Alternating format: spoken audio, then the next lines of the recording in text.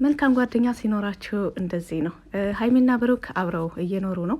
እንግዲህ በመካከላቸው ያለውን ነገርም እንደሚፈቱት እርግጠኛ ነን። ፍፄም የሀይሚን እቃ ቤት ድረስ አስገብቶ እንደዚሁም ከሁለት ቀን በፊት በቤት ውስጥ የተሰቀሉ ፎቶዎችን ሲያዘጋጅ ነበር። ሶስታቸውም ቁጭ ብለው በፎቶ ዙሪያም ላይ ሲያወሩ ነበረ።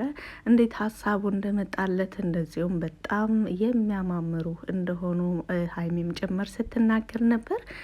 ፍፄን አመስግነዋል። ባይዘወይ ፍፄ ለሀይሚና ለብሩክ ብዙ ነገር ነው እያደረገ ያለው።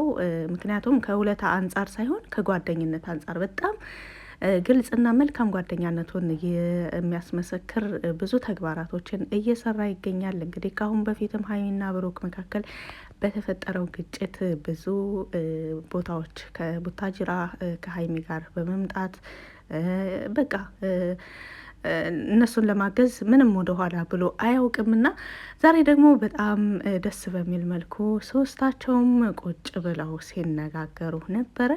እንግዲህ ሀይሚና ብሩክ በዚህን መልኩ ተረጋግተው ከተነጋገሩ ምክንያቱም ከሰሞኑ በተለይ ትንሽ ተረጋግተው መናገርና መግባባት ከበድ ብሏቸው ነበር። ዛሬ ደግሞ ያለው ድባብ በጣም ደስ የሚል ነው። ዋናው ነገር ሀይሚ ወደ ቤት መግባቷ ነው። እኔ ከገባሁ አንተ ውጣልኝ፣ አንቺ ከገባሽ እኔ ልውጣ ምናምን አይነት ጭቅጭቅም አልነበረም። በጣም ደስ ይሉ ነበር። ይህ ነገር የሆነው ባይዘዌ ብዙ ነገሮች በኋላ ነው። እንግዲህ አይታችኋል። ከአብሳላት ጋር ተደባድበዋል። ከዛም በኋላ ውጭ ተገናኝተው ነበር። በጣም የተለያዩ ችግሮች ተፈጥረው ነበረ። እንደገና ፍፄና ሀይሚ ተገናኝተው ነበረ። ፍፄና ብሩክም ተገናኝተው ነበረ። በብዙ ነገሮች ላይ ተወያይተዋል። ሙሼም ደውላለች። ብዙ ውጣ ውረዶችን አልፈው ነው እንግዲህ ሀይሚ ዝም ብላ አይደለም ወደ ቤት የመጣቸው። ነገር ግን ሀይሚ ወደ ቤት ስትመጣ የፍፄን ደስታ የብሩክን ደስታ ማየት ብቻ ምን ያህል ደስተኛ እንደሆኑ በጣም ደስ የሚል ነገር ነበረ። ሻንጣቸውንም እዛው ሳሎን ቤት በጎን በኩል አስቀምጠው ነበረ ሶፋ ላይ ቁጭ ብለው ሲነጋገሩ እንደዚህ የሚታዩት። እንግዲህ ሀይሚና ብሩክ አብረው መኖር ከጀመሩ የእርቁ ጉዳይ ደግሞ በቅርብ እንደሚሆን ምንም ጥርጥር የለንም። ምክንያቱም ከአሁን በፊት ብሩክና ሀይሚ መካከል በተፈጠረው ግጭት ታስታውሱ ከሆነ ወደ ቤት ብዙ ሰው ወስዷት ለማስታረቅ እንግዲህ ቡታጅራን በነበሩበት ጊዜ ጋሽዬን በቻሉት አቅም ሞክረው መክረው የተለያዩ ነገር አድርገው መጨረሻ ላይ ግን ያለው አማራጭ ብሩክ ወደ ዱባይ እስከሚሄድ ድረስ እቤት ልሆንና ቢያንስ የቻልኩትን ያክል ደስተኛ ላድርጋት ብሎ መናገሩ ነው፣ መወሰኑ ነው። መናገር ብቻ ሳይሆን ያኔ ቀጥታ ነበረ ወደ ቤት የሄደው። ሀይሚ በወቅቱ ማን ጠርቶህ መጣህ፣ ለምን መጣህ ሁሉ ብላ ነበረ። ይሁን እንጂ ብሩክ ወደ ቤት መሄዱ ለሀይሚና ለብሩክ መታረቅ ትልቅ መንስኤ የሆነው እሱ ነበረ። አሁንም ሀይሚ ወደ ቤት መምጣቷ ምንም እንኳን በብሩክና በሀይሚ መካከል ያለው ነገር ሙሉ ለሙሉ ባይፈታም አሁን ላይ የአብሳላት ጥያቄ ነው። ለምን ቤት ድረስ ትመጣለች የሚል ጥያቄ አላት ሀይሚ አሁንም በብሩክ ላይ። ብሩክ ግን ወደ ቤት ሀይሚ በመምጣቷ በጣም ደስተኛ ነው። ነገር ግን ምንም ነገር አትጠይቅኝ እያለ ነው የሚታየው። እንግዲህ አሁን ላይ ሁሉም ነገር ፊት ለፊት ነው እየሆነ ያለው። በተለይ በአብሳላትና በብሩክ መካከል ከመጀመሪያ ጀምሮ ይህን አሁኑ አዲሱ ችግር ከተፈጠረ ወደዚህ ማለት ነው። በፊት የእነሱን ችግር ለመፍታት ብላ የገባችበትን ሳይሆን አሁን በቅርብ ቻናል ከፍቶ ሲሰጣት አንተና እኔ በቃ በካሜራ ካልሆነ በስተቀር አንገናኝም ማለት ነው ብላ ነበረ። ይህ ማለት ከካሜራ ጀርባ ብዙም ጊዜ እንደማይሰጣት ከሷ ጋር ምንም አይነት ነገር እንደሌለው የሚገልጽ ነገር ነው። ከዛም አልፎ ልትስመው ሁሉ ስትንጠራራ በጣም ታግሎ ነበር አመናጭቆ ወደ ውጭ ከቤት ያስወጣት። ይሄ ሁሉ ብሩክ ለሀይሚ ያለውን ቦታ ነው የሚያሳየው እንጂ ጸብን አይፈጥርም። ይህ ነገር ጸብን አይፈጥርም። ስለዚህ እዚህ ጋር ሀይሚም ረጋ ብለሽ አሁን ወደ ቤት መመለስ ባለብሽ ወቅት ነው የተመለሽው፣ ወደ ቤት መመለስ ባለብሽ ጊዜ ነው የተመለሽው። በጣም ደስ ይላል። ነገሮችን እንግዲህ ብሩክም ተናግሯል። ብዙ ጊዜ እሷ አጥፍታ እንኳን እኔ ጥፋቱን የኔ አድርጌ ነው ብዙ ጊዜ ይቅርታ የምጠይቀው ብሏል።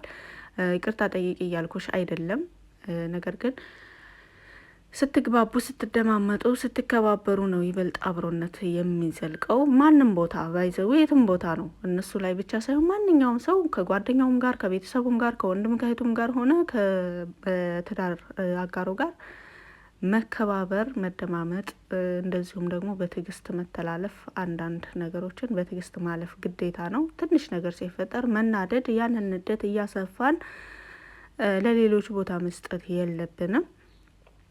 በዚህ በኩል ምን ያህል አስተዋይ እንደሆናቸው አውቃለሁ። በሀይሚና ብሩክ በአስተዋይነታቸው ብዙም አትታሙም። ነገር ግን አንዳንዴ ስሜታዊ ስትሆኑ አስተያየትም የሚሰጡ አስተያየቶችን ስለማይ ነው። አብዛኛው ሰው አሁን በቅርብ በተፈጠረው ግጭት ብሩክን ጥፋተኛ አድርጓል። ቆፍጠን በል፣ ወንድ ሁን፣ ሌላ ሴት እየገተትክ አትምጣ ምናምን አይነት አስተያየቶች አሉ። ብዙ አስተያየቶች አሉ። የተለያየ ሰው ስለሚያየው የተለያየ አስተያየት ቢሰጥ ኖርማል ነው። ነገር ግን ከዚህ በላይ ኮስተር ማለት ትንሽ ይከብዳል። በጣም ኮስተር ብሎ ነው ነገሮችን እያስተናገደ ያለው ብሩክ፣ አይታችኋል። በተለይ ደግሞ አንድ ሰው ዘው ብሎ ወደ ህይወታችሁ ሲገባ እና ያልጠበቃችሁትን ነገር ሲያደርግባችሁና ያ ሰው ለተወሰነም ጊዜ ቢሆን ለእናንተ ትንሽ መልካም ነገር አድርጎ ከዛ በኋላ ወደ መጥፎ ተግባር ሲዞር የምታሳዩት ተግባር ይለያያል። ለምሳሌ እኔ የሆነ ውለታ ነገር እንግዲህ አብሳላት ለነሱ በትንሹም ቢሆን ውለታ ውላላቸዋለች ለሀይሚና ለብሩክ በእነሱ መካከል በተፈጠረው ግጭት እሱን ለማስተካከል ነው እንግዲህ ወደ ህይወታቸው የገባቸው። በፊት ማለት ነው፣ አሁን ሳይሆን በፊት። ምንም ቢሆን ባለውለታቸው ናት፣ በትንሹም ቢሆን ባለውለታቸውና የተወሰነ ጊዜ እንደ ጓደኛ ከብሩክ ጋር ብቻ ሳይሆን ከሀይሚም ጋር እንደ ጓደኛ የነበረች ልጅ ናት። ባይዘዌ አብሳላት ብሩክ እንደዚሁም ሀይሚ ምንም የማይተዋወቁ ዝም ብሎ የሆነ ጊዜ በአጋጣሚ መንገድ ላይ ተገናኝተው ምናምን አይደለም። ስለዚህ በፊት ያሳለፉት የጓደኝነት ጊዜ ንጹህ ጓደኝነት ነበረ በወቅቱ እና አሁን ላይ ያለችበት ሁኔታና የበፊቱ ያለባቸው ውለታ ልጅቱን ትንሽም ቢሆን ኖርማል ነው። እኔ በዚህ ልክ አካሄድ ነው ብዬ ነው የምወስነው እንጂ ከዚህ በላይ ቆፍጠን አለ ማለት እኮ በጣም ደበደባት ማለት ነው። ከደበደባት ደግሞ እንደገና ሌላው ወገን ደግሞ ሴት ልጅ እንዴት ትደበደባለች? አንተ ወንድ ልጅ አይደለህም ወይ? ትንሽ ትዕግስት የሚባል ምናምን አታውቅም ወይ? ምናምን አይነት አስተያየቶች ይመጣሉ። ካሜራ ፊት ለፊት የሚፈጠሩ ነገሮች፣ ሁሉም ነገር ምንም እንኳን ብንናደድ በጥንቃቄ ነገሮችን ልናስኬድ ይገባል ባይ ነኝ። እሺ ሀይሚ ለምን አትረጋጋም ለሚባለው ደግሞ ሀይሚ ሴት ልጅ ናት። ሴት ልጅ በምትወደው ሰው መቅበጥ ትወዳለች። ምንም ነገር እንኳን ቢሆን ሌላ ሰው ጣልቃ ሳይገባ ያ የምትወደው ሰው ብቻ እንዲያባብላት፣ እንድለማመጣት፣ ነገሮችን ቀስ ብሎ እንዲያብራራላት ለሌሎች ከሚያብራራው በተለየ ለሷ ለየት ያለ ማብራራት፣ ለየት ያለ ጊዜ፣ ለየት ያለ ሁሉ ነገር፣ ለየት ያለ ቦታ ትፈልጋለች። ስለዚህ አታባብላት፣ ምንድነው እንደዚህ የምትሆነው ምናምን የሚሉም እህቶች በተለይ ሴቶች አሉ እንደዚህ የሚሉ። አላቅም ምን ብዬ እንደማስረዳ እንግዲህ እያንዳንዱ የህይወት ታሪክን መዘርዘር በጣም ከባድ ነው። ሴት ልጅ በባህሪዋ በምትወደው ሰው በቃ ባታኮርፍ ያኮረፈች የምትመስልበት ጊዜ አለ። በቃ እንዲለምናት እንዲለማመጥ ምን ችግር አለው ብላለች እኮ ሀይሚ። እኔን እየለመንከኝ ብትኖር ምን ችግር አለው? እውነቷን ነው። ማንም ሰው ከሚወደው ሰው ጋር የሚያደርገው ነገር ነው። ወንድ ልጅ መለማመጥ ምናምን ላይ ሳይሆን ትኩረት የሚያደርገው ክብሩ ላይ ነው። ሴት ልጅ ግን በትንሽ ነገር ካኮረፈች በዛች ነገር በጣም አካብደው ይቅርታ ሌላት ምናምን ትፈልጋለች። እና ይሄ የሴት ልጅ ባህሪ ነው። አብዛኛውን ሴት ልጅ፣ ሁሉም ማለት ላይሆን ይችላል፣ አብዛኛውን ሴት ልጅ ግን በባህሪው የሚወደው ሰው ይበልጥ ቦታ ሰጥቶት፣ ለምሳሌ አንዳንድ ዝም ብሎ ተራ ጓደኛ አለ። ዝም ብሎ ከዘጋን በቃ የራሱ ጉዳይ ምን አድርጌው ነው ምናምን ብለን የምናልፈው ነገር ግን የምንወደው ሰው ሲሆን ትንሽ ነገሩ ለየት ይላልና ስለዚህ በጥቅሉ በሁለታቸውም አቅጣጫ እያደረጉት ያሉት ነገር በአሁኑ ላይ ልክ ናቸው። እንግዲህ ሆን ብሎ አላመጣቸውም።